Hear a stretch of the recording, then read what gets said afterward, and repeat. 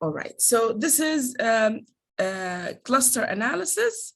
This is the second part, or the final part actually, of cluster analysis, chapter 10.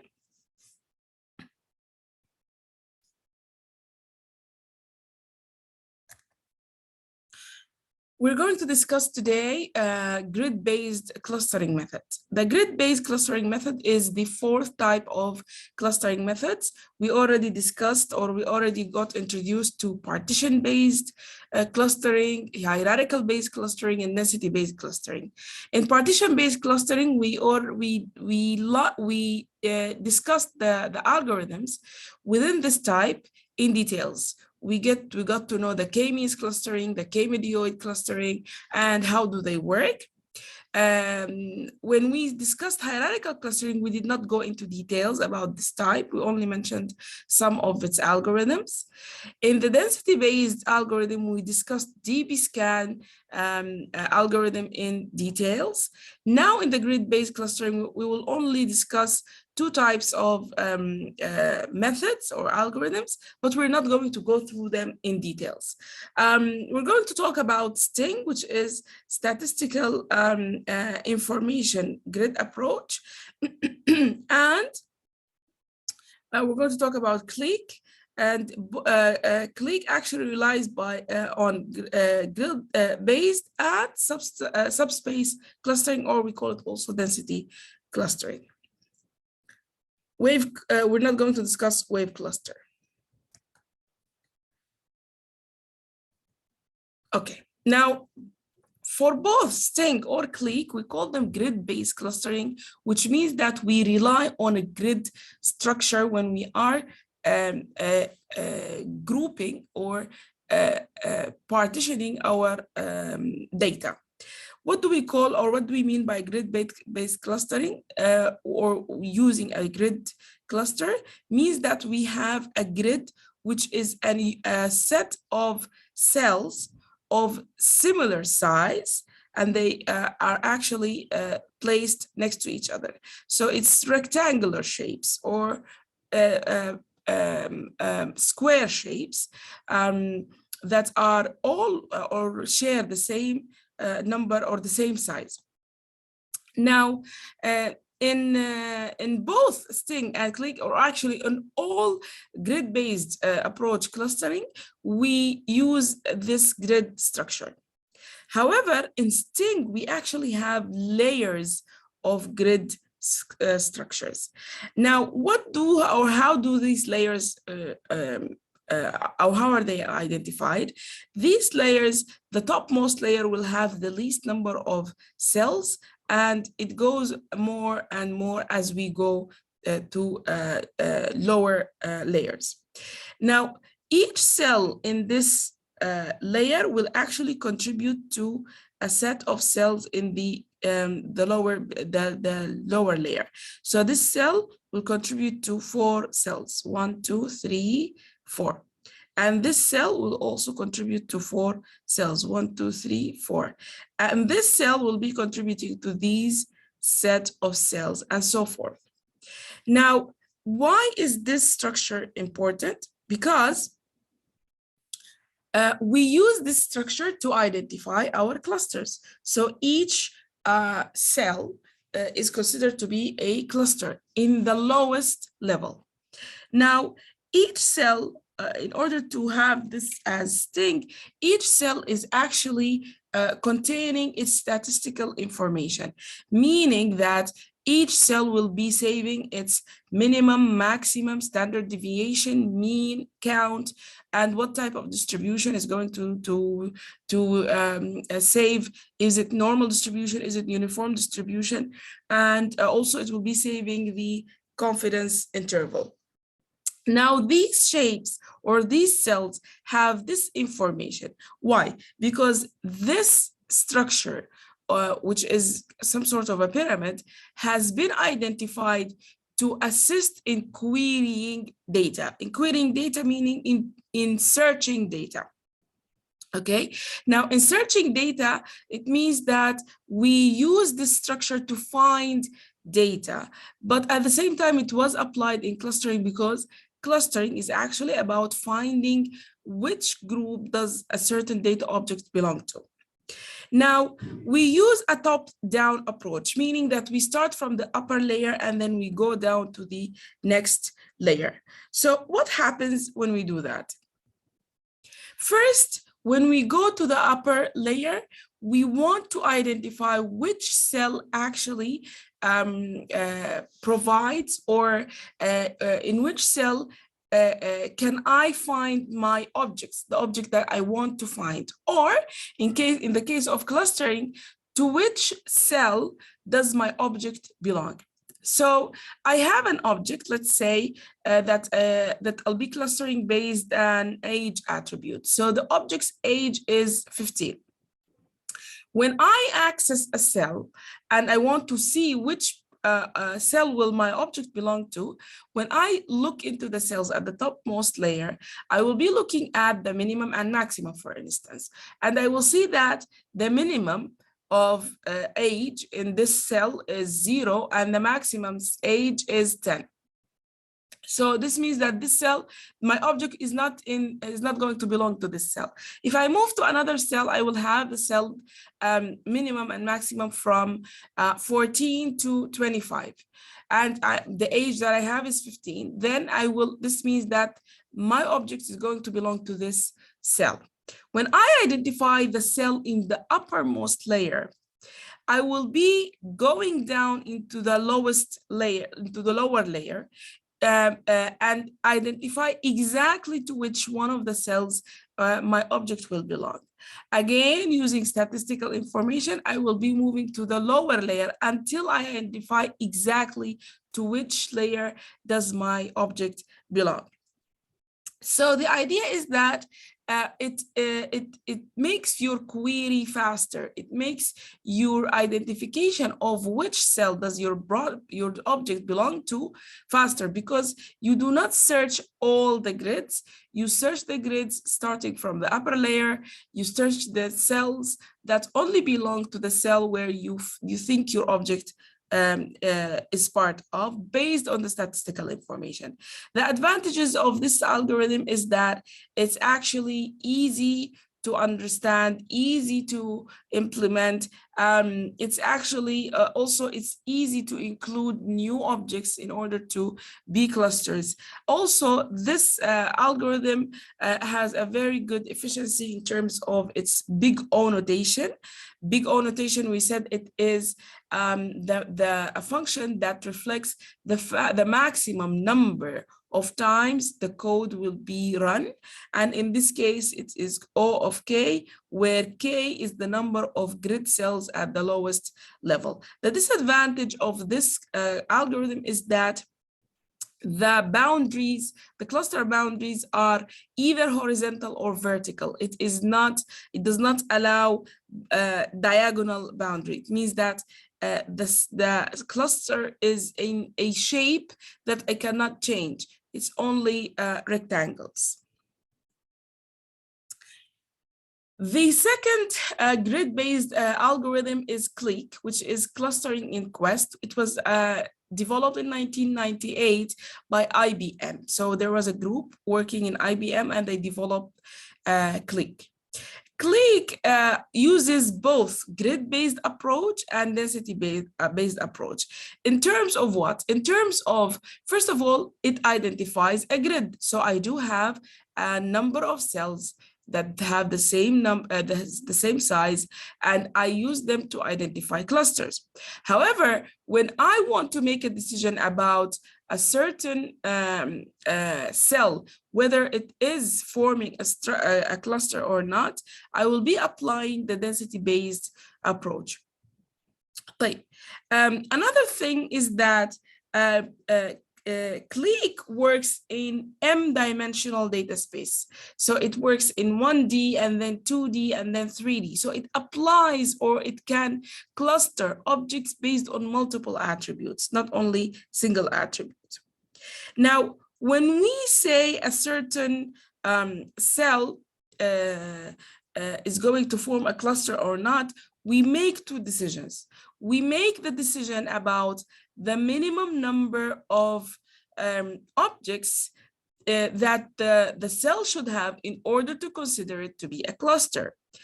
Okay, now if I identify a cell to be a cluster based on the minimum number of objects that I identified, I'm allowed to look at the neighboring cells. If these cells also satisfy the minimum number of objects requirement, then I can consider them as the same cluster as my cell. When I do that, I need to identify or specify the maximum number of neighboring cells that can form a cluster. Okay. So this is what I just explained. You partition the space into grids.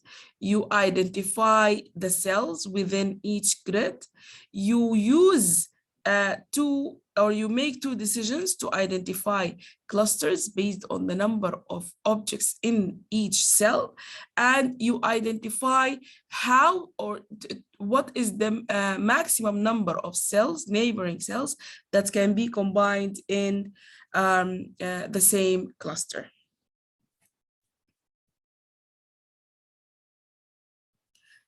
Now, this is an example of clique. As I said, it's a density-based and grid-based subspace clustering. And we're going to talk about how does it use or how is it applied based on 1D, 2D, and 3D spaces. Now, this is an example of data objects that have three attributes: salary, age, and vacation. And I want to identify clusters, which means that I want to identify objects that have similar salary, similar age, and similar vacation. So they need to satisfy the three requirements. Now, when we talk about 1D, it means that we're talking about one attribute. So in this case, it's salary.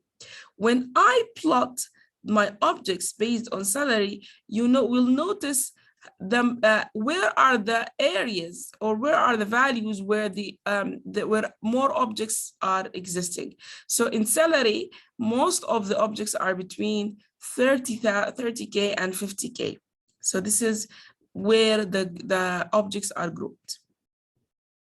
Here in age as well, you will see that most of the age are between 30 and 50, but the highest is actually somewhere between 40, 45, 47. Here is the cluster. When we talk about the vacation, you will see that the vacation, most of the vacations are between 3 and 4 months. So it's actually, or 3 or 4 weeks, I mean. So it's actually, this is the most objects, and the most is actually 3.5 weeks. Now, this is the 2D consideration of where are the objects, or where are the objects grouped. Now, when we look at 2D, we're actually looking at two attributes together. So these are two attributes, 2D. So I'm looking at salary and age, and then I will be looking at salary and vacation. And when I plot the objects here, I will be identify cells where they actually satisfy my minimum number of objects requirements. And in this case, it's 2. So if a cell has 2 objects, we consider it a cluster. I also need to specify the maximum number of objects, the maximum number of neighboring cells that I consider to be a part of the same cluster. So I first identified this as a cluster, and then I will be looking, this is a cluster because it satisfies the minimum number of objects. Here it's also a cluster, it's also a cluster, it's also a cluster. And the maximum number of neighboring cells here is actually 5. I identified this and set it up. I can have it 2, I can have it 3, but here it's 5. Again, the same process with between salary and vacation. I will be using the same criteria: 2 objects and maximum 5 objects, 5 neighboring cells identified as a cluster. Now, when we move to 3D, I will actually be comparing the 3 attributes together, and we'll be able to identify clusters in the 3D space. The thing about clique is that since I identified these areas to be clusters, when I combine everything, I will still have clusters within these same areas. I'm not going to have new clusters identified. This is another example with different data. Now, the strength of this algorithm is that it, first of all, it automatically finds subspaces or cells with highest number of objects.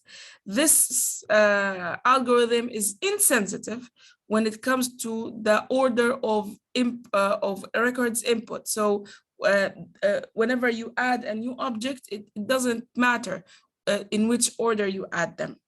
It also scales linearly very well, which means that it does not get affected by, or it gets slightly affected by the number of objects that you have in your data set. Its main weakness is in its accuracy. This algorithm, because it's very simple, the accuracy of this algorithm is not good enough. Now, we're going to talk about the last part or the last topic in this week, which is the evaluation of clustering. First of all, when we want to evaluate clustering, we want to assess clustering tendency. We want to identify whether my data is actually considered to have clustering tendency or not. What does that mean? It means that I want to know if my data is randomly distributed or it's uniformly distributed. And I will show you in a minute how does that affect the clustering tendency. However, mathematically, in order to assess clustering tendency or in order to identify whether the data is uniformly distributed or skewed, we have a statistical number called Hopkins static. We're not going to go through how this number is calculated. However, we only care about this part here. If D is uniformly distributed, okay, then H is actually close to 0.5.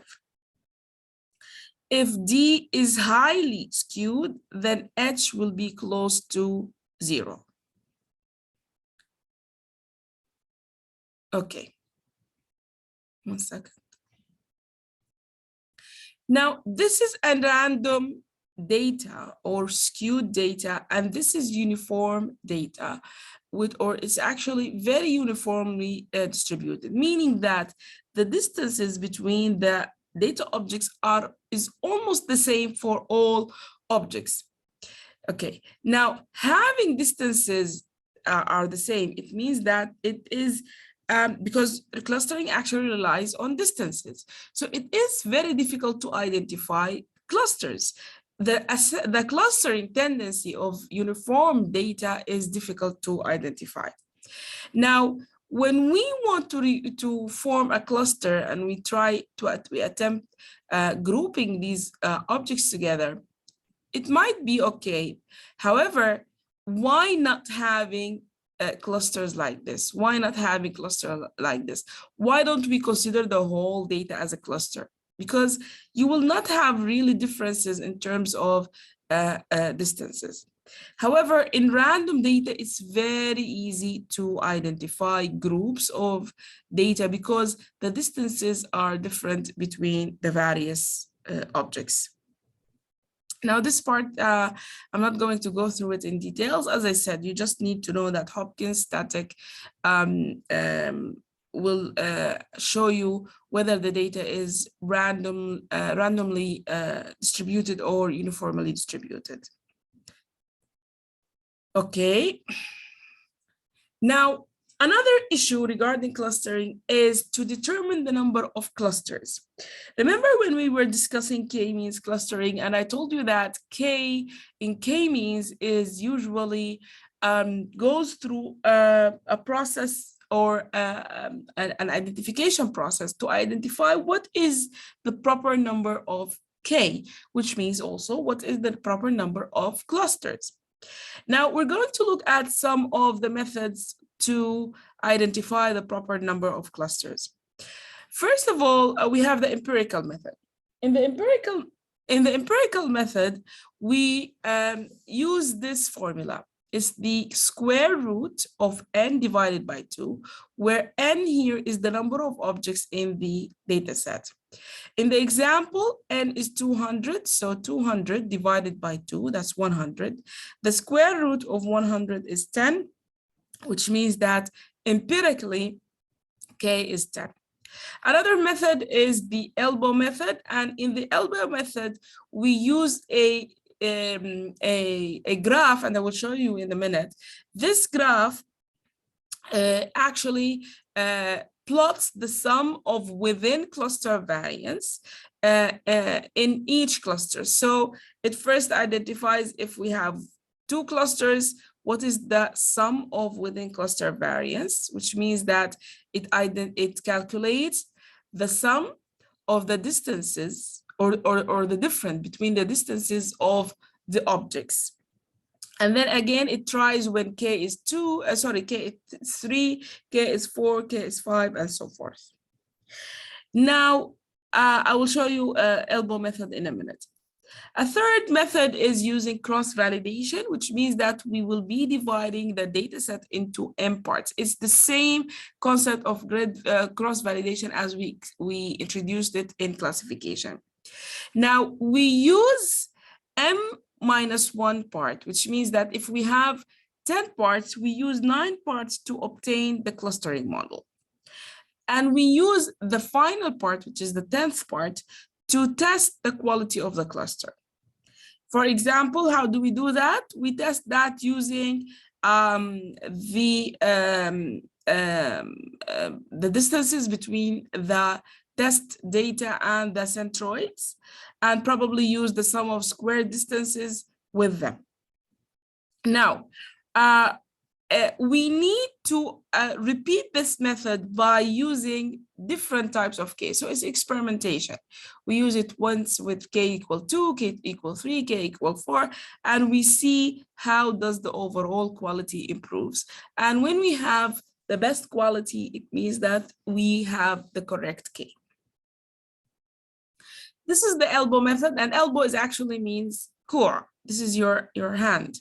So because it looks like a, your arm, because it looks like an arm. So the number of k is actually in the elbow part of the graph. In this case, it's identified as 3. And the elbow part is actually the point when the figure moves from being vertical to becoming horizontal. And in this case, it is 3. So based on this graph, 3 is the best number of k. Now, when we talk about the clustering quality, we have 2 types of measures. We have external supervised quality of cluster, and we have internal unsupervised quality of cluster. External supervised quality is using an external criteria from the data set. So we're looking at something external from the data set. And in this case, we have something called ground truth data. For instance, I have a data set, and this data set is about students. And these students are going to be groups either to pass or fail. So I know that there are 2 groups of students. So when I apply, but however, I don't know which object belongs to which cluster, but I know that I need to group passing students together and failing students together. Now, when I do that, the cluster means that when I run the clustering algorithm on this data, it needs to group the data into 2 clusters. So this is considered to be the ground truth data. The unsupervised approach or the internal approach, it actually uses criteria from within the data itself. And we discussed this at the beginning of the chapter when I told you that when the distance between the objects in the same cluster is minimum, which means that they are the closest within the cluster, okay? And the difference or the distance between the different clusters is the maximum. It means that this is good clustering. So if we already applied the cluster and we want to apply an internal unsupervised approach to clustering quality, I will measure the distances between the objects in the same cluster and the differences or the distances between the clusters. More about the external method. So we want to measure the quality of clustering with the clustering of ground truth data, where G here means ground truth. In order for me to say that the data is compared to, or the clustering compared to the ground truth data is of good quality, the cluster needs to be homogeneous, it needs to be complete. We also need to consider the RAG-BAG, and we need to talk about the number of clusters, small clusters. Homogeneity means that clusters are pure, clear clusters showing different groups in distances from each other. We also need to have complete cluster, meaning that if a certain object belongs to a certain group in the ground truth data, when I cluster my data, it should also reflect the same distinction. RAG-BAG, in some algorithms, we have a cluster that is called like a miscellaneous or other category, meaning that these are objects that do not belong to any of the clusters I identified, but they belong to each other, they're close to each other. RAG-BAG needs to be kept to the minimum. The more objects you have in the RAG-BAG, the more likely that you actually have a third cluster. Also, we need to be very careful with small clusters. We do not use small clusters, a number of clusters, because having many clusters with a small number of objects actually means that my data probably is not, or its tendency in clustering is low. As a summary for clustering chapter, so cluster analysis is actually to group objects based on their similarity, and it has many applications. We discussed the measures of similarity or distance, and we said, or we explained the various variables used in this. Also, clustering algorithms can be partitioning methods, can be hierarchical methods, density-based methods, or grid-based methods. However, there are also model-based methods, but we did not discuss those. We spoke about k-means and k-medioids being the most popular algorithms in partitioning algorithms, clustering in particular. There are other algorithms, but we did not go through them in details. We spoke about dbScan in density-based algorithm. We spoke about Sting and Clique today in grid-based algorithm. And finally, we spoke about how to measure the quality of cluster using clustering tendency of data and also using internal unsupervised quality check and external supervised quality check using ground truth data. Thank you very much. And if you have any question, please let me know.